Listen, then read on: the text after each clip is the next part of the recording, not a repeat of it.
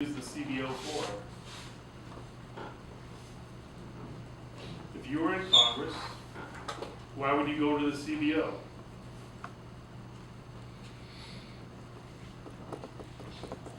Have a cup of coffee? It's the Congressional Budget Office. What would they do for you? You ring their doorbell, they say, come in. You go, can I have money? Well, in a way, they would probably say, what do you want to do? Why are you here?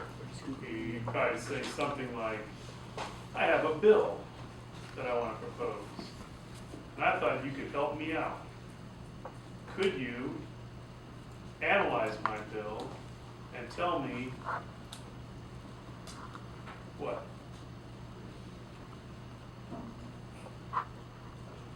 How much it would cost? What would be my budget? That's what they do, they analyze it. You should know what a filibuster is and what cloture is.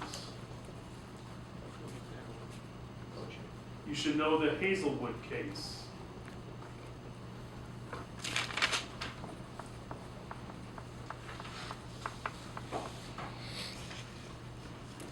You should know the difference between judicial activism and judicial restraint, and what each one sort of believes in. If you were a judicially active how would you impart your decisions from someone who believes in judicial restraint?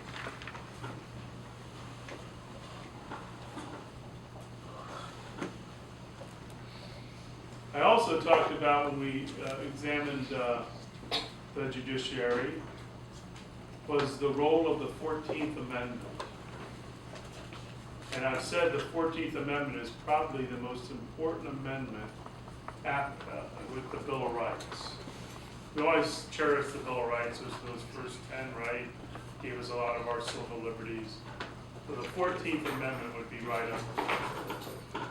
And I said, you might even recall the visual of the slide, if you were looking, I had one slide that had a stack of papers on one hand and only one paper on the other. And what I was trying to suggest to you graphically was that when the 14th Amendment passed, it was supposed to be about racial inequality and rectifying that. But in the first half century after it was passed, only one or two things ever was mentioned about it. The main thing the Supreme Court did with the 14th Amendment was rule on economic matters, okay, including making a corporation be treated like a person. So a corporation, Exxon, has the same rights as you do. Your right of free speech, Exxon has as well. Okay? Even though it's not a real person, it's treated as a person. Okay? Well, this is how the court decided things. And you should know that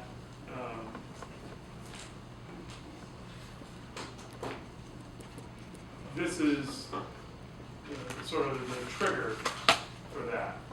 Another thing you should know when we talk about the judiciary, and I will tell you that it's 3 different questions on the test, is the eras of the development. I said at the very beginning of our country's history to the Civil War, the Supreme Court focused on these things.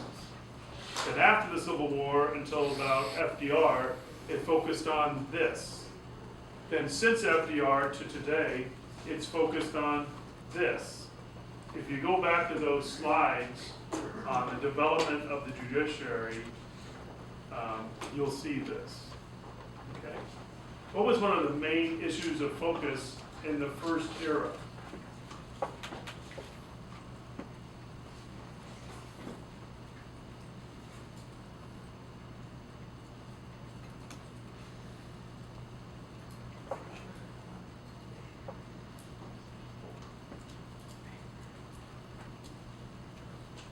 What was one of the biggest issues of the day? Yeah.